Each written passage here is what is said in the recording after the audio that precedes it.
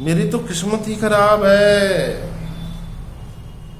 भगवान ने मेरी किस्मत में कुछ अच्छा लिखा ही नहीं। जब से होश संभाला है दुखी दुख कष्टी कष्ट देख रहे हैं, प्रताड़ित हो रहे हैं सब जगह से, और बचपन भी इसमें निकल गया, अब जवानी भी इसमें जा रही है, बुढ़ापे में पता नहीं क्या होगा।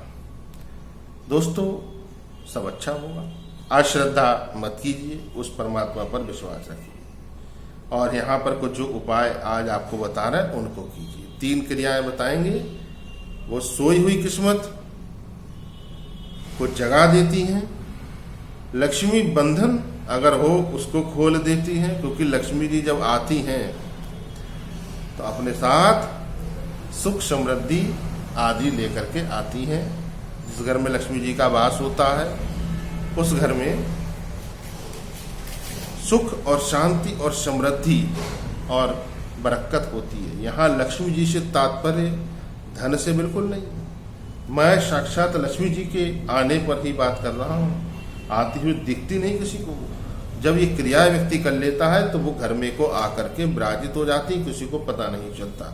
और जहाँ पर स्वयं लक्ष्मी जी आकर विराजित हो गई, वहाँ पर धन क्या, रतन हीरे मोती आभूषण सभी सुख साधन निकट ही हो जाते हैं, आ ही जाते हैं, आना ही पड़ता है। इसलिए ध्यान से सुनिए, बहुत महत्वपूर्ण उपाय है ये। वीडियो को आखिर तक देखिए, इसको मत कीजिएगा।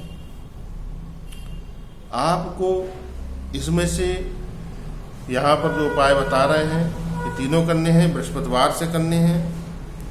शुक्ल पक्ष का कोई भी बृहस्पतिवार आप ले लीजिए और आप ये समझ लीजिए कैसे करना है। देखिए मैंने जैसे थंबनेल में दिखाया था आपको, कच्ची मौली मिल जाए तो ये ले लीजिए, है ना। कलाया कलावा आदि मौली आदि बोलते हैं, कच्चा वाला आराम से टूटता है। और अगर ये मिल जाता है सफ़ेद सूती धागा पूजा वाला, तो ये भी आसानी से टूटता, चमत्कार करता है ये धागा मिल जाए तो बहुत अच्छा। इस धागे या मौली में से करना क्या है आपको, देखिए मेरा हाथ देख लीजिए।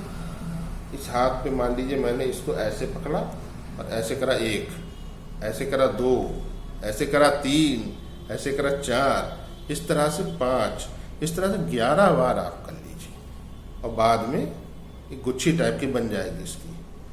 उसको आप अपने घर के मंदिर में किसी बर्तन आदि में थोड़ी सी हल्दी घोल लीजिए, गंगा जल आदि डाल करके उसमें वो गुच्छी आप डाल दीजिए। जबकि वो भीग जाए उसको निकाल करके बाहर रख लीजिए किसी कागज आदि पर, किसी बर्तन में सूखने दीजिए।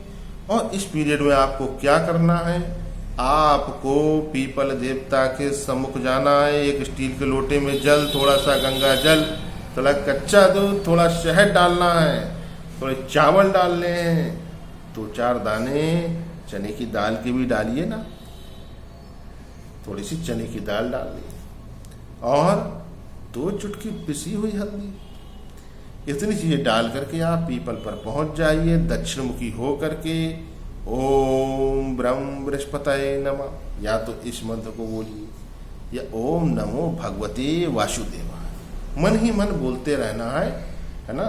इसको जोर जोर से नहीं बोलना है। फिर वो जल अर्पित कीजिए, जल बह करके नीचे मिट्टी में आएगा।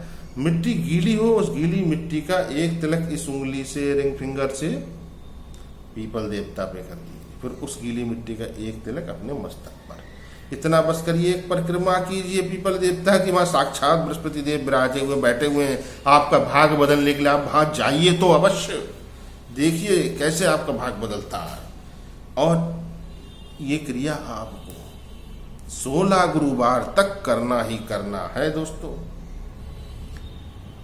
इसके साथ में जब आप वहां से लौट करके अपने घर आएंगे, घर आने के बाद जो कलावा आपने हल्दी के गोल में डिप करके रखा है या ऐसा धागा, उसको आप किसी कन्या से, 7 साल से छोटी कन्या होना चाहिए, अपने दाएं हाथ में को बंधवा लीजिए। स्त्री हो या पुरुष, बंधवा लीजिए। उस कन्या को कुछ पैसे दे दीजिए, कुछ मीठा दे दीजिए, चाहे तो आप कोई लड्डू बर्फी दे दीजिए, कुछ पैसे दे दीजिए, उसके पांव हाथ लगाकर आशीष ले लीजिए। ये दूसरी क्रिया है मित्रों। तीसरी क्रिया यहाँ पर बता रहा है, केसर आपको थोड़ा अपने घर में को रखना होगा और उसको भी गंगा जल डाल करके उसका घोल आपको बना लेना है और उसी दिन से बृहस्पतिवार से ये तीसरी क्रिया आपको प्रारंभ करनी है। वो केसर का आपको मस्तक पर तिलक देना है। कलर नहीं आता उसमें ज़्यादा, अब परेशान होने की आवश्यकता नहीं है। जिनके पास केसर ना हो वो हल्दी का भी तिलक कर सकते हैं, लेकिन केसर सर्वोत्तम रहेगा दोस्तों। एक डिबिया अगर ले आते हैं आधा ग्राम चौथाई ग्राम की, तो वो भी आपकी 1-1.5 महीने के लिए पर्याप्त रहेगी। ये 3 क्रिया आप अपनाइए अपने जीवन में। शुक्ल पक्ष का बृहस्पतिवार लीजिए और उस बृहस्पतिवार को चौथ, नौवीं, 14 तिथि नहीं होना चाहिए। अन्य कोई तिथि होती है जैसे एकादशी, त्रयोदशी, द्वितीया, पंचमी, सप्तमी आदि आप ले सकते हैं, किंतु चौथ, नौवीं, 14 तिथि छोड़ देना है।